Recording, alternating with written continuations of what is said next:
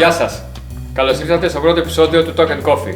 Είμαι ο Γιάννης Ομπέλης, υπεύθυνος παραγωγής, οργάνωσης και εκπαίδευσης στην εταιρεία Detox Cafe, κάτοχος του Coffee Diploma από τη ΣΚΑΕ και barista trainer σε εξειδικευμένα σεμινάρια στο ΙΕΚ Δήμητρα. Γεια σας και από μένα, είμαι ο Παναγιώτης Πανός, είμαι συνειδιοκτήτης στην εταιρεία Fresh Roasted Coffee στη Λάρισα και είμαι λάτρης του καφέ. Το κανάλι αυτό δημιουργήθηκε με άμεσο σκοπό να μοιήσουμε τον κόσμο στο τι είναι καλός καφές και να βοηθήσουμε επαγγελματίες μπαρίστα και κολαπτώμενους home μπαρίστα για το πώς θα παρασκευάζουν σωστά ένα φλιτζάνι καφέ. Το επεισόδιο αυτό είναι αναγνωριστικό. Θα ξεκινήσουμε να πούμε γενικά για τον καφέ, προέλευση και θα δείξουμε πώς γίνεται σωστά ένας καφές φίλτρου σε γαλλική πρέσα. Πριν από όλα αυτά όμως, Γιάννη, ας κάνουμε ένα καφέ. Βέβαια.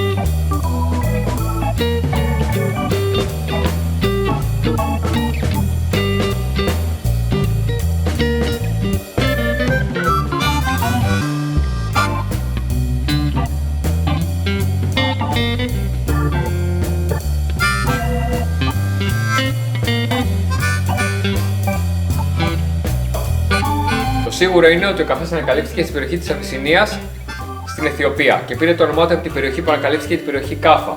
Ο μύθος λέει ότι τον ανακάλυψε ένας γιδοβοσκός καθώς είχε βγάλει τις κατσίκες του για να φάνε και αυτές δοκιμάσανε τον καρπό από το καφεόδωρο και άρχισαν και φροπηδούσαν σαν τρελές.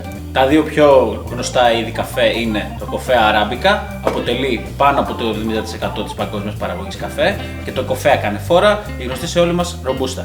Δύο πιο μη διαδεδομένα είδη είναι το κοφέ αλιμπέρικα και το κοφέ εξέλσα.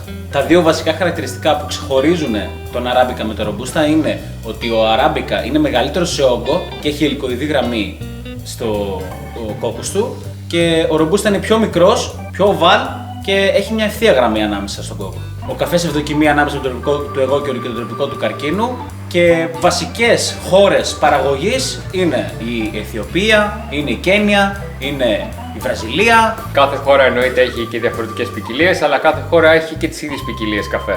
Στη γεννημένη τους μορφή, όλα τα κεράσια του καφέ έχουν και διαφορετικό χρώμα. Μπορούμε να βρούμε σε γεννημένη μορφή από κόκκινο έως και μοβ, χρώμα ανάλογα την ποικιλία και τη χώρα.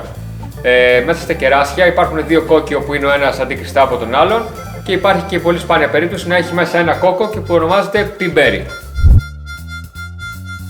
Ας πούμε τώρα κάποια πράγματα για την γαλλική πρέσα, η γνωστή σε όλους μας French press. Η γαλλική πρέσα εφευρέθηκε το 1850 και στη συνέχεια επανακαλύφθηκε από τον Ιταλό Καλιμάνι στα τέλη του 1930. Αυτό που ξεχωρίζει τη γαλλική πρέσα από τις υπόλοιπες παρασκευές φίλτρου είναι το γεγονός ότι έχει μεταλλικό φίλτρο με μεγαλύτερες σοπές. Αυτό αυτόματα δίνει στον καφέ μας μια πιο έντονη γευστική διάσταση, και η βασική διαφορά της γαλλικής πρέσας με τις υπόλοιπες παρασκευές φίλτρου είναι τα μπαρ πίεση που ασκούνται εδώ πέρα, που είναι σχεδόν 2 μπαρ. Στις άλλες παρασκευές όπως το Aeropress έχουμε περίπου 3 μπαρ πίεση, και στο V60 και στο Chemex έχουμε ατμοσφαιρική. Τέρμα όμως η θεωρία, ήρθε η στιγμή να μας δείξει ο Παναγιώτης πώς θα κάνουμε σωστά ένα καφέ φίλτρου στη γαλλική πρέσα. Τελικά που θα χρειαστούμε είναι ένα βραστήρα με 250 ml νερό, ένα French press, ένα αναδευτήρα, μια ζυγαριά ακριβίας, 18 γραμμάρια καφέ σε κόκκους, τους οποίους θα αλέσουμε αργότερα, ένα χρονόμετρο και μια κουπά. Έχουμε αλέσει τον καφέ μας σε χοντρή άλεση για French press. Εάν δεν έχουμε τη δυνατότητα να το αλέσουμε στο σπίτι, λέμε το καφεκοπτείο μας να μας το αλέσει αυτός. Βάζουμε το French press επάνω στη ζυγαριά, μηδενίζουμε, ρίχνουμε τον καφέ,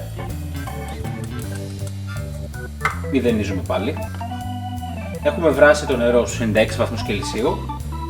Παίρνουμε το νερό, ρίχνουμε από τα 18 γραμμάρια, θα ρίξουμε το διπλάσιο, άρα θα ρίξουμε 36 γραμμάρια νερό.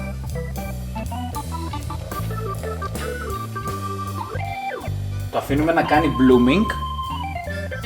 Το blooming είναι η διαδικασία την οποία ανθίζει ο καφές από το που πέφτει το νερό μέσα. Περιμένουμε για λίγο. Ήδη θα μυρίσετε τα αρώματα που βγάζει ο καφές. Συνεχίζουμε, ρίχνουμε και το υπόλοιπο, φτάσουμε στα 250 ml.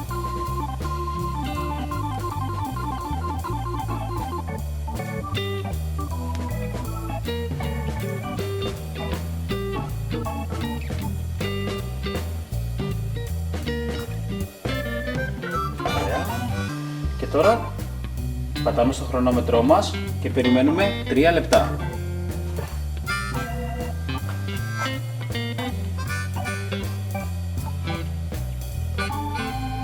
Η ζυγαριά δεν μας χρειάζεται πλέον.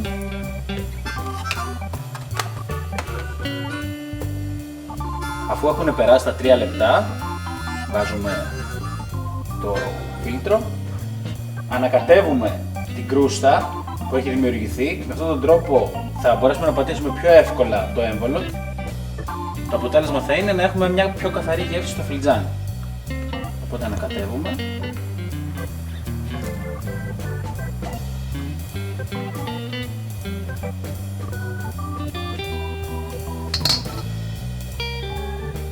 Παίρνουμε το έμβολο. Και τώρα πατάμε με σταθερή πίεση, σιγά σιγά.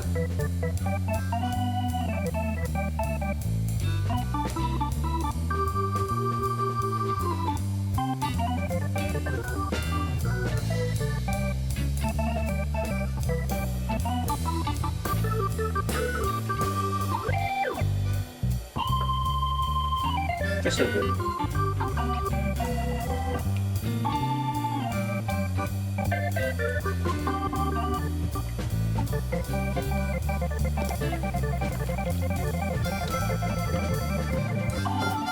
Καλή σας απόλαυση. Φτάσαμε στο τέλος του πρώτου επεισοδίου. Εάν σας άρεσε το βίντεο, κάντε ένα like και ένα subscribe στο κανάλι μας. Για τυχόν ερωτήσεις και διάφορες απορίες μπορείτε να αφήσετε από κάτω ό,τι comment θέλετε. Ευχαριστούμε πάρα πολύ την εταιρεία Detox για την υποστήριξή της. Και ευχαριστούμε πάρα πολύ την εταιρεία Freshly Roasted Coffee για την παροχή του χώρου αλλά και των πρώτων υλών που χρησιμοποιήσαμε. Stay tuned για τα επόμενα βίντεο και τα καλύτερα έρχονται. Γεια σας.